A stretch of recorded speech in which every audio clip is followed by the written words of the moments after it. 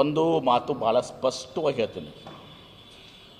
ಸಿದ್ದರಾಮಯ್ಯನವರು ಮೂಡಾ ಕೇಸ್ನಲ್ಲಿ ಏನು ಎಳ್ಳಷ್ಟು ಕೂಡ ಇಲ್ಲೆಗಲಿಟಿ ಇಲ್ಲ.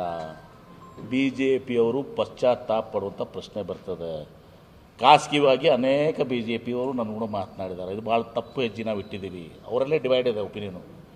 ಇದು ಅಲ್ಟಿಮೇಟ್ಲಿ ಕೋರ್ಟ್ನಲ್ಲಿದು ಸಿದ್ದರಾಮಯ್ಯವ್ರಿಗೆ ನ್ಯಾಯ ಸಿಗ್ತದೆ, ಸೆಟ್ ಆಗ್ತದೆ.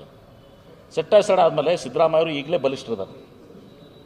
ಅವ್ರ ಮೇಲೆ ಸುಳ್ಳಕ್ಕೆ ಮೊಕದ್ದಮೆ ಹೂಡಿ ನೀವು ಅದನ್ನು ಫಿಕ್ಸ್ ಮಾಡೋಕ್ಕೆ ಹೋಗಿರಿ ಅಂತ ತಿಳ್ಕೊಂಡು ಇನ್ನಷ್ಟು ಬಲಿಷ್ಠರಾಗ್ತಾರೆ, ಮತ್ತಷ್ಟು ಬಲಿಷ್ಠರಾಗ್ತಾರೆ.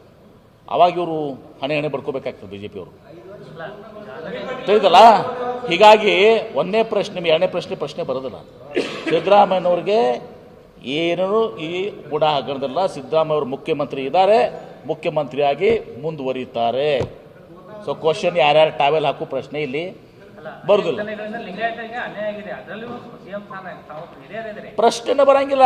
ಸಿದ್ದರಾಮಯ್ಯನವರ ಟರ್ಮ್ ಮುಗಿದ ಮೇಲೆ ಯಾವ್ದು ಪ್ರಶ್ನೆ ಬರ್ತದೆ?